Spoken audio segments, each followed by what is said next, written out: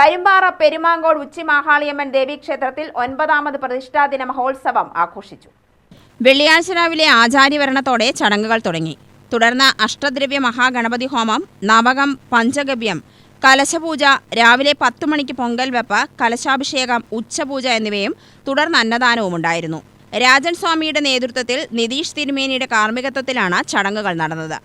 നവകാഭിഷേകം, പഞ്ചഗവ്യാഭിഷേകം, അത് കഴിഞ്ഞ പ്രത്യേകമായ വിശേഷാൽ അഭിഷേകങ്ങളെല്ലാം ഭഗവതിക്ക് നൽകിക്കൊണ്ട് വാദ്യഘോഷത്തോടെ ഉച്ചപൂജയും അതുപോലെ തന്നെ ദേശവാസികളുടെ പൊങ്കൽ വെപ്പും വളരെ ഭംഗിയായി തന്നെ ദേവിയുടെ മുമ്പിൽ നടത്തുകയും നാളെ വൈകുന്നേരം പൊറാട്ട് കളി നാടകം ക്ഷേത്രാങ്കണത്തിൽ ഉണ്ടായിരിക്കുന്നതാണ്. എല്ലാ ഭക്തജനങ്ങളുടെ അകാമഴിഞ്ഞ സഹായ സഹകരണത്താൽ ഈ ക്ഷേത്രം വളരെ നല്ല രീതിയിൽ പോകാൻ ഭഗവതിയുടെ അനുഗ്രഹവും എല്ലാ നാട്ടുകാരുടെ സഹകരണവും ഇനിമേലും ഉണ്ടാകണമേ എന്ന് ദേവിയുടെ നാമധേയത്തിൽ പ്രത്യേകം പ്രാർത്ഥിച്ചുകൊള്ളുന്നു. UTV news, Palakkad.